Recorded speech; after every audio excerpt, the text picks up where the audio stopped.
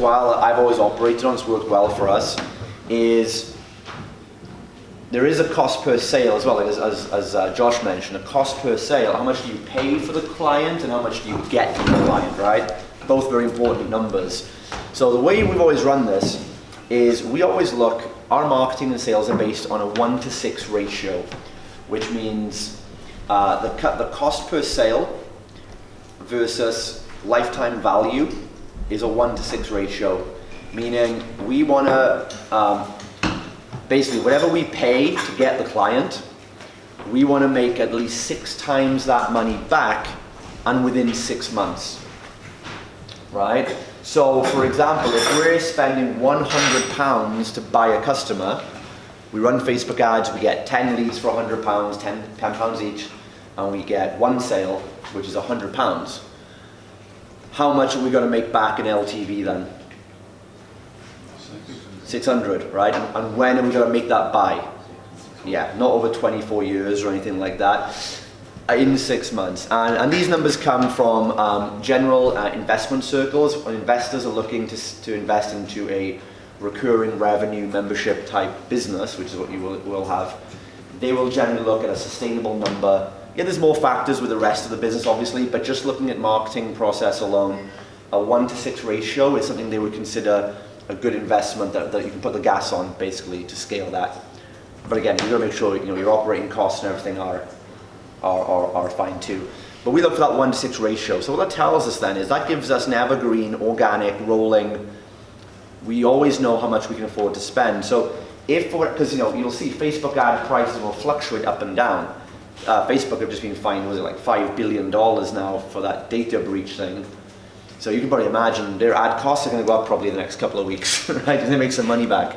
Ad costs will go up certain times of year. Ad costs are just generally going up slowly anyway as the market, as it gets more saturated. So the problem with a lot of marketing people, what they're telling you is they're telling you to look at the absolute, and they're telling you, for example, and the first thing they'll tell you is the goal of marketing is to get the cheapest cost per lead possible, and it's not. The goal is to be able to spend the most per lead and actually still make a good profit. Because remember, it's not just you in the game, you've got your competitors around you in your ecosystem too. So, if I can, the more I'm able to spend, because my lifetime value is bigger, the more work you do on the back end of increasing the value and the trust in your clients, the more you can spend on marketing, right? Of course, you want to chip it down and test the images and do what you can. But ultimately, guys, what most pros are going wrong with this is they're trying to fix the funnel from the front. And when you test the ads, most of the time you'll be able to shave off a few pounds definitely and get it down to a point. But on the back end, by optimizing the back end, by doing the follow-up systems, the automated texts, giving good service and results, all that stuff, then you're gonna lump on thousands in lifetime value. So you can spend your most of your time on the back end service delivery and making sure that goes up, so that you can afford to spend more on the marketing, and to a point you'll be able to actually be a pretty shit marketer and still get good results, right? We want to be whittling it down as much as we can, but if you're staying at least in that 6-to-1 ratio, it gives you an idea. So if for example your cost per sale has just crept up to £200, great, okay, work on getting that down, right? Go and do the testing. But in the meantime, you've also got to now say, right, our lifetime value now needs to be what? Like 1,200, right? 1,000, 1,200. So that's a better question. It's going to guide you to better, more profitable answers. Yeah, we can work on shaving £10 off your lead cost, but what if we add £100 onto your lifetime value? That's ultimately, in the long run, going to be better. Because the other thing as well is, whilst you're chipping away your lead costs, remember, Facebook is just rising in price anyway. So you can chip them down, but then in 3 months, they're going to be back to the same price anyway on average, right? So you're going to be kind of fighting a losing battle there if you focus too obsessively on just that alone. And so what we teach you in the mentorship is to work out your lead and sales cost thresholds, which is if you work out what can you actually afford to spend for a lead and what can you afford to budget for a sale, you work in those numbers. Not, that guy's getting £2 leads, do I need to get £2 leads now? That's their economy, it's not your economy. Do you care what the other guy bench presses? Of course not, right? So, because fit pros get caught up on this all the time, right? And a huge thing is a lot of fit pros come to me and they say like, my ads aren't working. First thing I say is define working. Well, I'm not making any money. I spent £100 and I only got this one client that pays me £100 a month back. Okay, define not working, right? So, you know, and so they, again, they see the absolute, they don't see the relative broader perspective. Okay, so you invested £100 to a client who's going to give you £100 a month back in return for probably the next 6 months. Yeah. So you put £100 in, you've made £600 back in 6 months. Yeah. I'm like, right, tell me how that's a bad investment.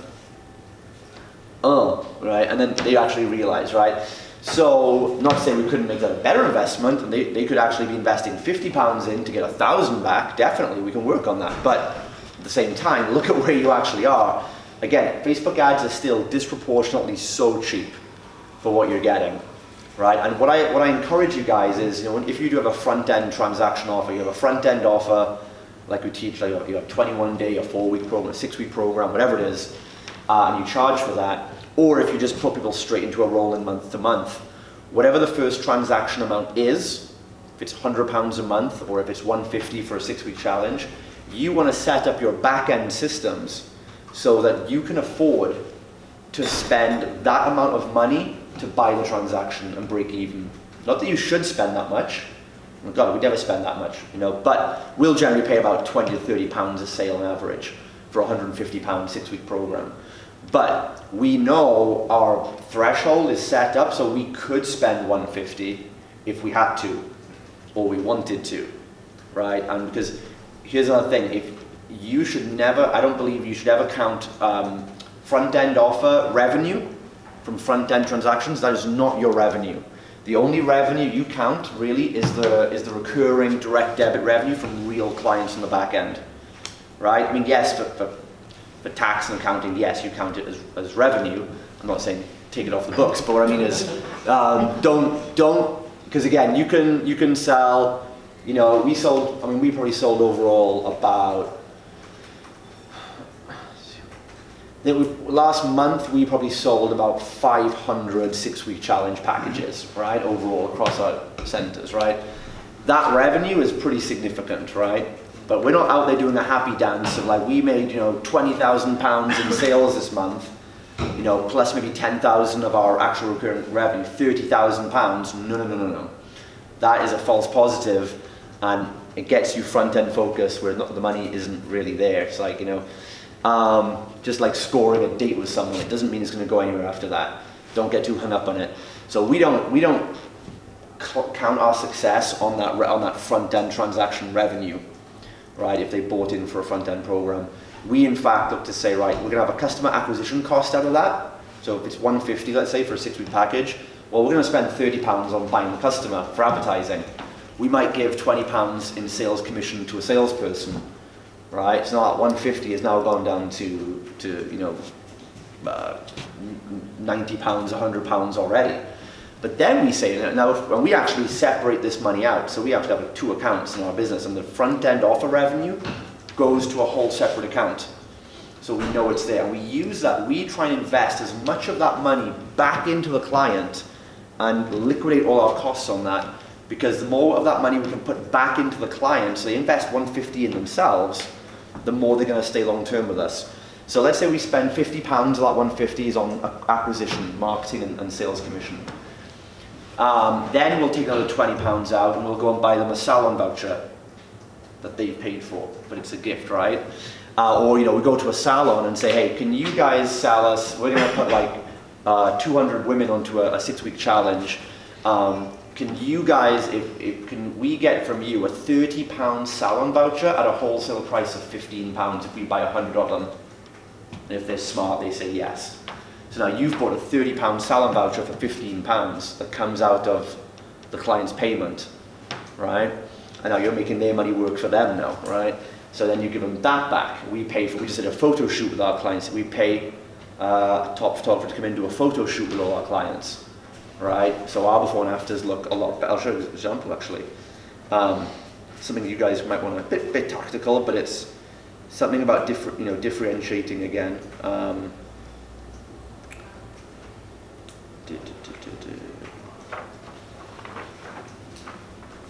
Where's my website?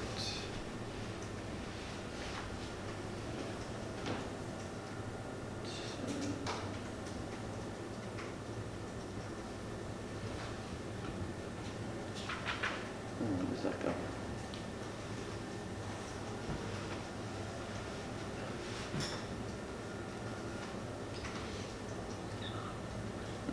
Here we go.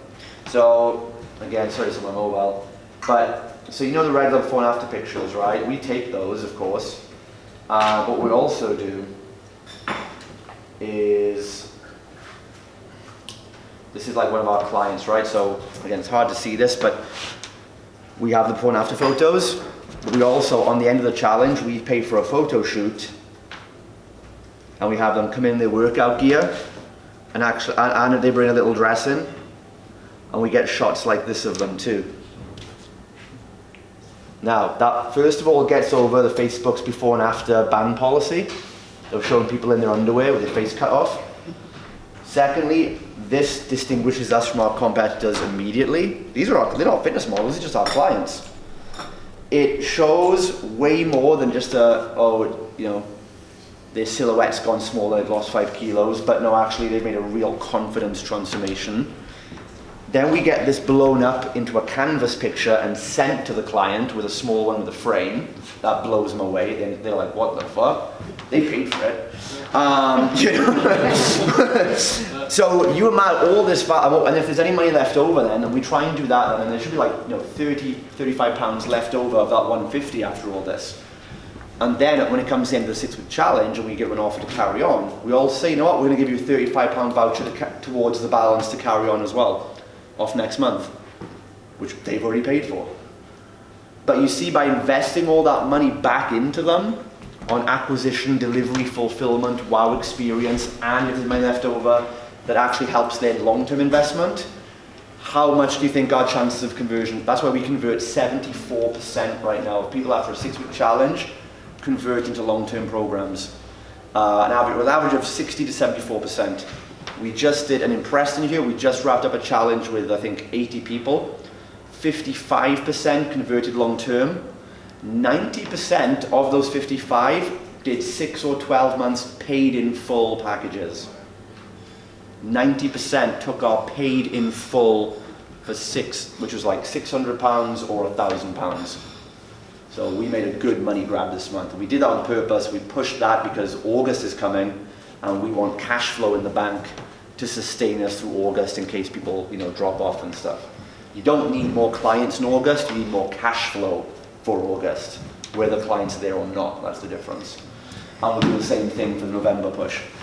So that's because we do all that stuff, and we took them all out. We took 40 people out last night for a big party, right? That's the difference, guys, right? So that's really about that's the difference between us and a fit pro who's like, I made £150 in a 6-week challenge.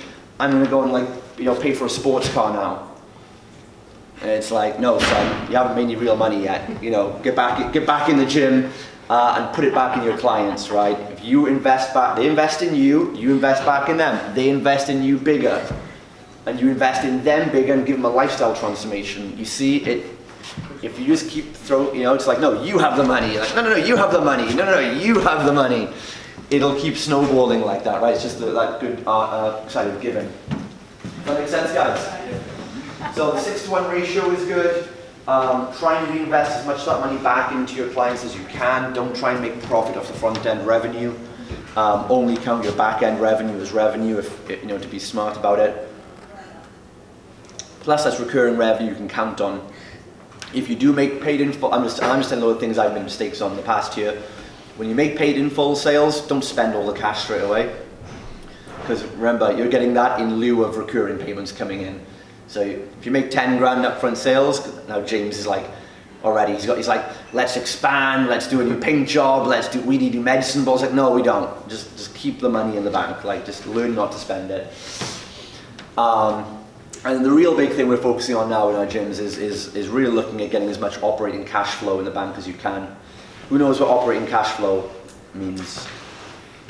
So operating cash flow is really the amount of money it takes to sustain your business. The truth is, guys, 90% of businesses out there, even the 6- and 7-figure guru businesses, they're one bad month away from collapsing. Because, not even because they haven't got systems in place, not because they're on the edge of burnout, but actually because there's no money to sustain their business. If you want to look at the real number one, we talked about the number one number when it comes to like marketing, the real number one number in the entirety of your business, the first thing I will look at as an investor in companies is what's your amount of operating cash flow? And that means if, for example, it takes $4,000 a month to run your business, to pay yourself a salary, to pay all your costs, to run your Facebook ads, to pay your ads manager, to pay your taxes, everything bar profit on top. Because 6 months, 4,000 of operating costs, that's how much it takes to run your business right now. So operating cash flow is how much money your company has in the bank in profit to fund that running. So if all your, let's say you're spending $4,000 a month now to run that, if all your clients were gone tomorrow, if they all left, or for any reason you could not make revenue tomorrow, you've still got $4,000 in costs to cover, right? So your amount of operating cash flow is how much money do you have in the bank, or how many months could you actually afford to stay open and cover all your costs without drawing from outside or without making cuts? Because that's the first thing people do. They haven't got cash flow to come in. They kind of live just month to month. It's like, oh, you know, we're spending $4,000, but we're making $6,000. We've got $2,000 profit, yay. Great, but then what if next month you don't make $6,000, you only make $2,000? Because it's August, or because a load of clients drop off, or because a recession happens. There's going to be a recession in the next 18 months. And 20% of your clients get scared of spending money. Or your gym burns down, or it gets hit with a flood, or anything happens, or you break your leg, or a trainer steals your clients, or anything that happens. You can do everything right in business and your ecosystem can still fuck you over. You can do everything right, have all the systems, advertising, best cost per lead in the world, amazing team members, best clients, and then your gym gets flooded, right? Welcome to business. It doesn't get easier, guys, it only gets harder. That's the fucking truth. And so, you know, so basically if anything happens like that and suddenly you're only making $2,000 a month, you've got 4K costs, and you've only, you know, then either you've got money in the bank in operating cash flow profits to now cover that extra 2,000 and pay everyone, or you don't. And most companies don't. So what happens is they will make cuts. They either won't pay themselves anything that month.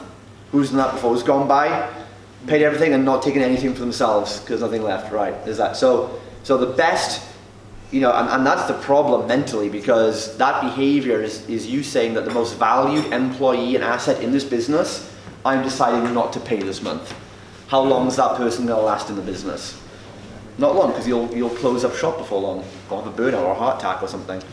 So either you don't get paid, or you have to fight, you have to let someone go, or, you know, the big one, oh, we better stop our ad spend. You know, but, you know, we need more clients, but we better stop paying for the thing that brings us more clients, which is the same as like you're bleeding, so let's stab ourselves a few more times. Or, you know, or sometimes it'll be business mentors, you know, I'll sacrifice that. And what you do is we make these big